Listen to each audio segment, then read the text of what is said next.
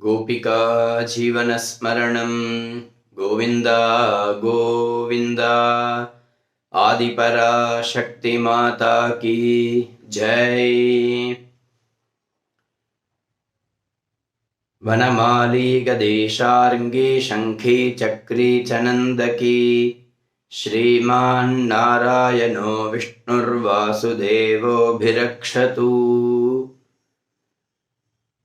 பரம கருணாமூர்த்தியான பகவானுடைய வைபவத்தில் ரொம்பவும் அவசியமான முக்கியமான எல்லோரும் கடைபிடிப்பதற்கான ஒரு வைபவமாக இருக்கு வைகுண்ட ஏகாதசி அப்படின்னு. நாளைக்கு கார்த்தால வைகுண்ட ஏகாதசி, அதுக்கு புத்திரதா ஏகாதசி அப்படின்னு பேர். சாந்திரமான ரீதியாக பௌஷ்ய மாசத்துல, அதாவது புஷ்ய மாசத்துல வரக்கூடிய ஏகாதசி சுக்லபக்ஷத்துல, சௌரமான ரீதியாக மார்கழி மாசத்துல வரக்கூடிய ஏகாதசி புத்திரதா ஏகாதசி அப்படின்னு பேரு. ஒவ்வொரு ஏகாதசியும் விரதம் இருக்கிறது ரொம்ப விசேஷம், ரொம்ப புண்ணியம். அதில் வைகுண்ட ஏகாதசி அன்னைக்கு விரதம் இருக்கிறது ரொம்பவும் சிரேஷ்டமாக உள்ள ஒரு விஷயம். பகவான் கிருஷ்ணன் 4-5 பேருக்கு நித்தியபடியாக நமஸ்காரம் என்றான். ருக்மிணி தேவி வந்து கேட்கிறாள், உங்களுடைய குக்ஷையில அநேக பிரம்மாண்டங்கள்லாம் இருக்குன்னு சொல்றது உபனிஷத்துகள்லாம், அப்படி இருக்க நீங்க யாருக்கு நமஸ்காரம் என்றீள் அப்படின்னு கேட்கும் பொழுது, நித்யான்னதாதா தருணாக்னிஹோத்ரி மாசோபவாசீச்ச பதிவிரதாச்ச அப்படின்னு ஒரு ஸ்லோகம் இருக்கு. நித்தியப்படியே அன்னதானம் யார் செய்கிறார்களோ அவர்களுக்கு பகவான் நமஸ்காரம் என்றார் அப்படின்னு சொல்றது. என்ன சார், அன்னதானம் என்றது அவ்வளோ விசேஷமா, பகவான் நமஸ்காரம் என்றானே அப்படின்னு உங்களுக்கெல்லாம் தோணும்.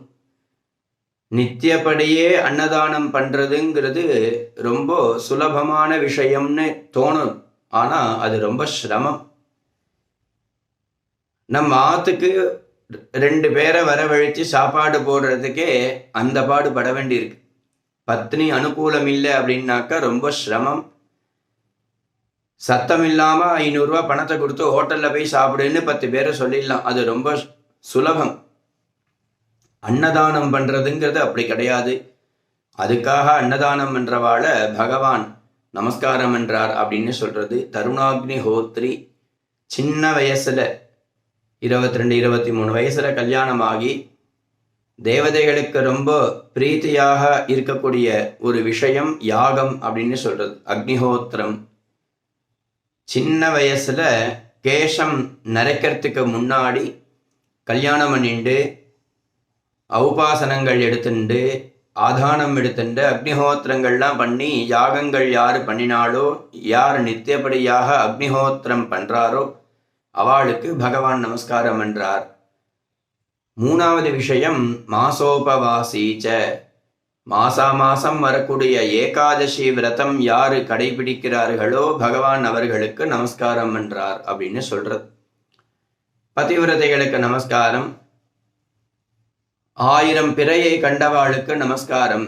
சதாபிஷேகம் யார் பண்ணிக்கிறாளோ, சஹஸ்ர சந்திர தரிசனம்னு சொல்லக்கூடிய வைபவத்தை யார் பண்ணிக்கிறாளோ அவளுக்கு பகவான் நமஸ்காரம் என்றார் அப்படின்னு சொல்றது. அப்பேற்பட்ட ரொம்ப புண்ணியமான ஒரு தினம் நாளைக்கு வைகுண்ட ஏகாதசி அப்படின்னு. எல்லா பக்தாளும் கார்த்தால எழுந்து ஸ்நானங்கள்லாம் செய்து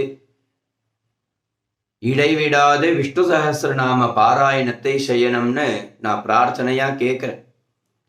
ஏன் அப்படின்னாக்க, நம்ம எத்தனை பிராயஷ்சித்தங்கள் செய்தாலும் அந்த பிராயஷ்சித்தம் முடிஞ்சதுக்கு அப்புறம் விஷ்ணு சஹஸ்ரநாம பாராயணம் பண்ணினாதான் நம்மளுடைய பாபங்கள் நிவர்த்தி ஆறுது அப்படின்னு சொல்றது.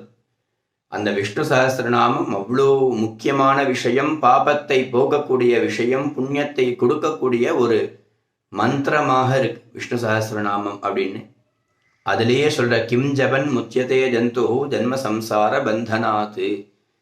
இந்த சம்சார பந்தம்னு சொல்லக்கூடிய இந்த ஜென்மா இருக்கே, இதிலிருந்து விடைபெற வேண்டும் அப்படின்னா என்ன பண்ணணும், என்ன ஜபம் பண்ணினா இது சம்சார பந்தத்திலிருந்து விடுபடலாம் அப்படின்னு கேட்கிறார். கோதர்ம சர்வதர்மானாம், எது தர்மம்னு சொல்றது அப்படின்னு அநேக விதமான விஷயங்கள் இந்த விஷ்ணு சஹஸ்ரநாம பாராயணத்திலேயே இருக்கு. அது எல்லாருமே அவசியம் இடைவிடாது விஷ்ணு சஹஸ்ரநாமத்தை பாராயணம் செய்யணும். ஏன்னா நமக்கு தெரிஞ்சு எத்தனையோ புண்ணியங்க பாபங்கள் பண்ணியிருக்கலாம், தெரியாம எத்தனையோ பாபங்கள் பண்ணியிருக்கலாம், வாக்குனால பாபங்கள் பண்ணியிருக்கலாம், மனசுனால பாபங்கள் பண்ணியிருக்கலாம், பஞ்ச இந்திரியத்தினால கர்மேந்திரியம் ஞானேந்திரியம்னு சொல்லக்கூடிய இந்திரியங்களால பாபங்கள் பண்ணியிருக்கலாம். எப்பேற்பட்ட பாபங்கள் பண்ணினாலும் நம்ம சொல்லக்கூடிய விஷ்ணு சஹஸ்ரநாம பாராயணத்துல இந்த பாபங்கள்லாம் நிவர்த்தியாருது.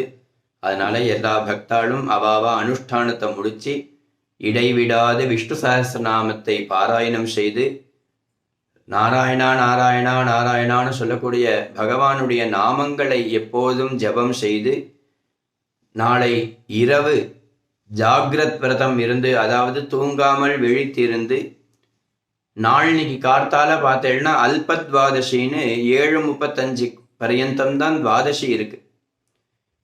எப்போதுமே எல்லா துவாதசியுமே துவாதசின்னு சீக்கிரமா சாப்பிட்றவா இருக்கா. அப்படி இந்த துவாதசியில அவசியம் எல்லாருமே சீக்கிரம் சாப்பிடணும். 7:35க்குள்ள நம்ம சீக்கிரமா கார்த்தால 5 மணிக்குள்ள எழுந்து ஸ்நான பானங்கள்லாம் முடிச்சுண்டு சாலக்கிராம பூஜையெல்லாம் முடிச்சுண்டு சாலக்கிராம தீர்த்தத்தை சாப்பிட்டு 7:35க்குள்ள பகவானுக்கு நிவேதனம் செய்து அந்த அன்னத்தை நம்ம சாப்பிடணும். அப்பதான் இந்த ஏகாதசி விரதம் சம்பூர்ணமாகுது. அதனால எல்லா பக்தாலும் அவசியம் வைகுண்ட ஏகாதசி விரதத்தை இருந்து புத்திரதா ஏகாதசின்னு சொல்லக்கூடிய இந்த ஏகாதசி விரதத்தை அனுஷ்டித்து, எதுக்காக இது புத்திரதா ஏகாதசி அப்படின்னாக்க, ஒரு ராஜாவும் ஒரு ராஜபத்னியும் அநேக வருஷமாக குழந்தைகள் இல்லாம இருந்து அந்த தம்பதிகள் புத்திரதா ஏகாதசின்னு தெரியாம அவளாவே ஏகாதசின்னு தெரியாமலே அவ சாப்பிடாம இருந்து மறுநாள் துவாதசி அன்னைக்கு அவ பாரணை பண்ணி அந்த வருஷத்துல அவளுக்கு அநேக விதமான புத்திரன்கள்லாம் பிறந்தார்கள் அப்படின்னு சரித்திரம் சொல்றது. அதனால இந்த புத்திரதா ஏகாதசி எல்லா பக்தாளுக்கும் எல்லா விதமான பாபங்களும் நிவர்த்தியாகி மகாவிஷ்ணுவோட பரிபூர்ண அனுகிரகம் பெற்று மகாலட்சுமியினுடைய அனுகிரகத்தை பெற்று எல்லோரும் பாபத்திலிருந்து விடுபட்டு சம்சார பந்தத்திலிருந்து விடுபட்டு பகவானுடைய ஒரு அனுகிரகத்துக்கு பாத்திரமாகி ஆயுஸ், ஆரோக்கியம், ஐஸ்வர்யம், சம்பத்து, தீர்க்க சௌமங்கல்யம், மனசாந்தி இதெல்லாம் மகாவிஷ்ணுவும் மகாலட்சுமியும் நமக்கு கொடுக்கணும்னு பிரார்த்தனை பண்ணிக்கிறேன்.